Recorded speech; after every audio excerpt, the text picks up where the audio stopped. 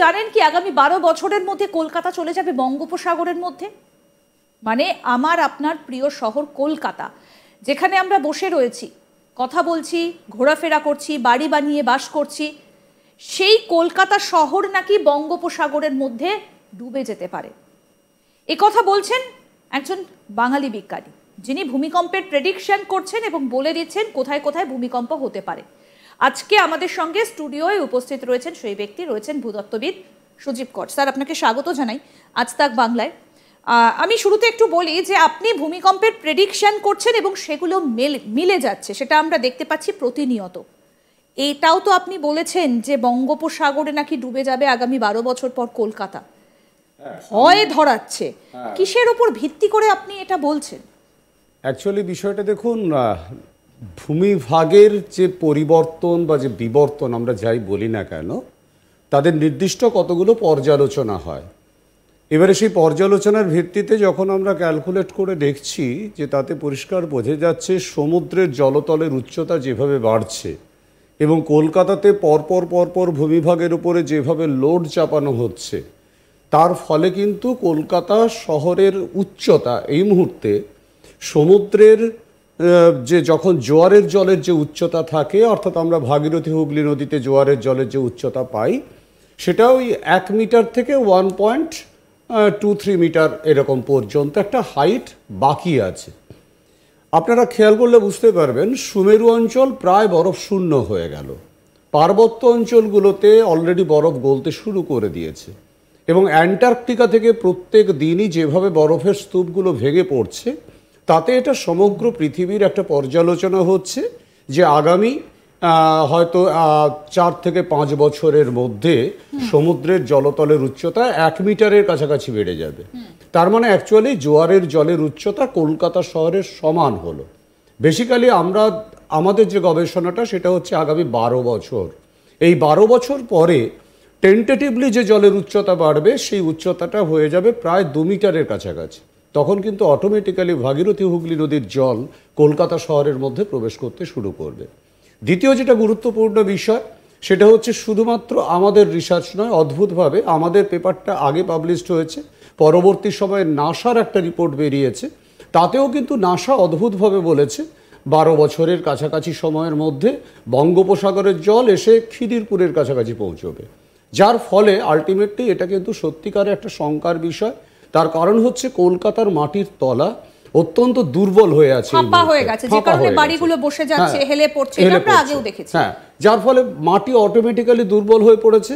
এরপরে যদি আরবান সাবসিডেন্স ঘটতে শুরু করে, কারণ আপনারা জানেন ভালো করে, আমরা কলকাতাকে বহু কাল ধরেই বলে আসি যে ডিগ্রেডিং সিটি, অর্থাৎ আস্তে আস্তে শহরটা অবনমিত হয়ে যাচ্ছে।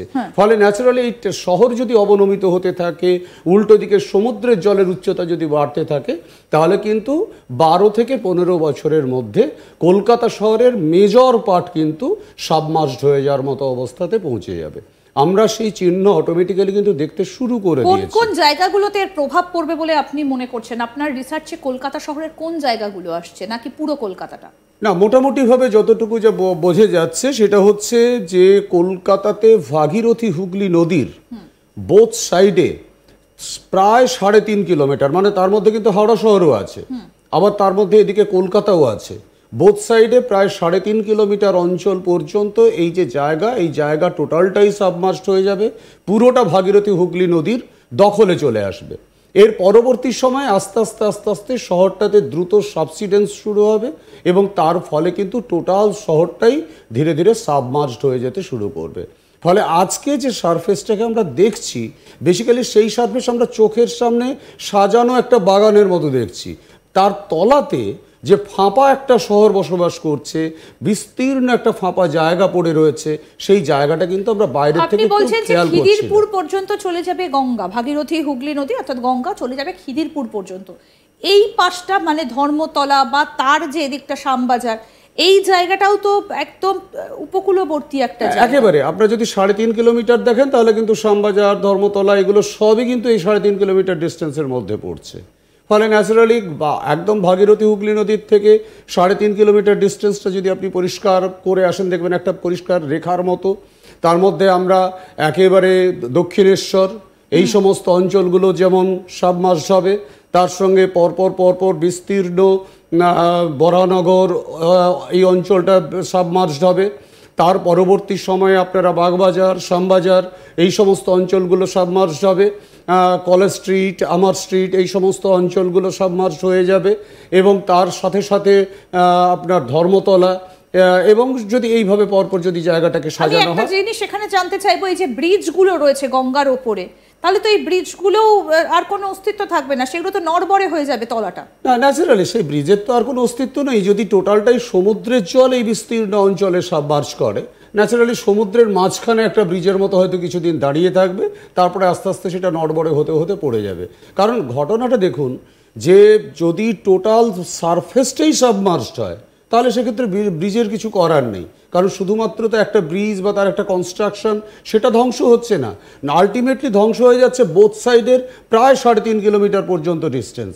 এবং তার পরবর্তী 10 বছরের মধ্যে হয়তো টোটাল শহরটাই আস্তে আস্তে আস্তে আস্তে তলিয়ে যাবে মাটির তলায়, মানে গোটা কলকাতা শহর। হ্যাঁ, ইনিশিয়ালি এমনই একটা হবে, মানে ধরুন এরকম হতে পারে, আপনি সকালবেলা অফিস বেরোচ্ছেন, আপনি লঞ্চে করে অফিসে এলেন, তারপর হয়তো বাসে করে বাড়ি ফেরত গেলেন, তখন ভাটার সময় থাকলো। আবার এই জোয়ার ভাটার চলতে চলতে চলতে চলতে সারফেসটা আরও লুজ হবে, কারণ যে সারফেসটা ফাঁপা, সেই সারফেসের জোয়ার ভাটার জলকে ধরে রাখার মতো ক্যাপাসিটি থাকবে। এটা একটা ভয়ঙ্কর তথ্য দিচ্ছেন আপনি, মানে কলকাতা শহরের অস্তিত্ব তাহলে তো আর থাকবেই না 12-15 বছর পর। কারণ সেই জায়গাটার দিকে আস্তে আস্তে এগোচ্ছে, কলকাতা শহর কনস্ট্যান্টলি ফাঁপা হচ্ছে, এবং বিশ্ব উষ্ণায়নের ফলে সমুদ্রের জলতলের উচ্চতা বাড়ছে, এবং যার ফলে কিন্তু আলটিমেটলি এটা একটা ভয়ঙ্কর বিপদসংকুল অবস্থার দিকে আমরা এগিয়ে যাচ্ছি।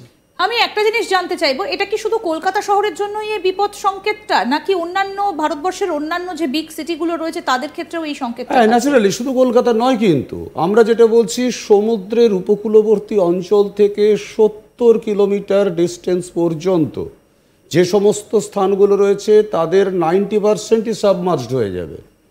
আর কলকাতা বা এই ধরনের শহরগুলো যারা জাইগেন্টিক চেহারা নিয়ে সমুদ্রের উপকূলবর্তী অঞ্চলে বসবাস করছে, তাদের অলরেডি নেচারটাই হয়ে গেছে ডিগ্রেডিং, তারা আস্তে আস্তে আস্তে আস্তে অবনমিত হতে শুরু করে। কারণ কি বিশ্ব উষ্ণায়ন নাকি অন্য কারণ? একদিকে বিশ্ব উষ্ণায়ন, জলবায়ু পরিবর্তন যেমন প্রভাব ফেলছে, আর একদিকে আমাদের যে প্রভাব, আমরা এই যে কনস্ট্যান্টলি যে কনস্ট্রাকশনগুলো চালিয়ে যাচ্ছি, সেই কনস্ট্রাকশনটাকে আমরা কখনো স্টাডি করছি না, যে শহর কতটা পরিমাণে লোড নিতে পারে, শহরের কতটা ওয়েট রাখার মতো ক্ষমতা আছে। এবং শুধু তাই নয়, আরেকটা যেটা বড় জিনিস, এই সমস্ত কিছু করার পেছনেও কিন্তু যদি পারফেক্ট প্ল্যানিং থাকতো, যদি সেটাকে আমরা সঠিকভাবে মনিটরিং করতাম টাইমলি, তাহলে কিন্তু কলকাতা শহর এই মুহূর্তে হারিয়ে যাওয়ার মতো শহর নয়।